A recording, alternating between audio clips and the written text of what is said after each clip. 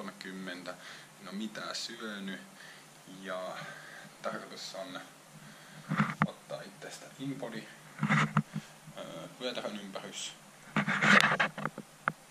juoda 5 litraa nestettä ja syödä pikkasen jotain suht nopeasti ja uudestaan vyötärön ympärys ja ottaa InBody. Ja eli nyt tässä teen vaan sellaisen kokeen, että miten suuri nestemäärä, noin 5 litraa, vaikuttaa InBodyn tulokseen. Otetaan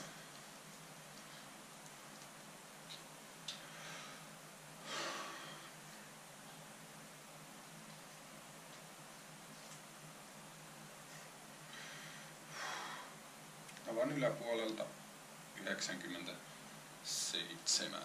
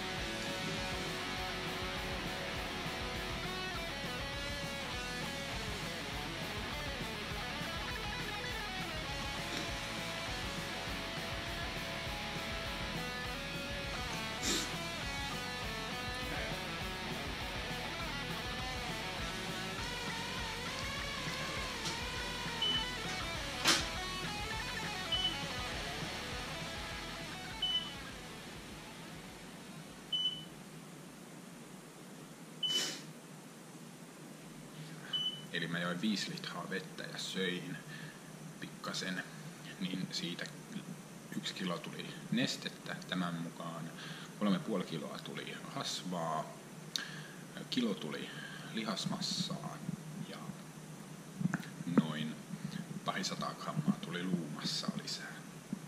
Tästä on se, että kehon nesteet ei ihan hirveästi muuttunut, ne muuttuu yhteensä noin kilolla, mikä ei ole siis mun painoisella ihan hirveä määrä. Ja ottaa huomioon, että mä join noin se 5 litraa sitä nestettä, niin mä olisin siinä odottanut isompia muutoksia. Ja mitä mä odotin on, että pääosa siitä olisi tullut lihasmassana. En näiden toiminnasta ihan hirveästi tiedä, vähän on lukenut, mutta jos se johtavuutta mittaa, niin luulisin, että se tulisi lihasmassana, missä on enemmän nestettä kuin rasvamassassa.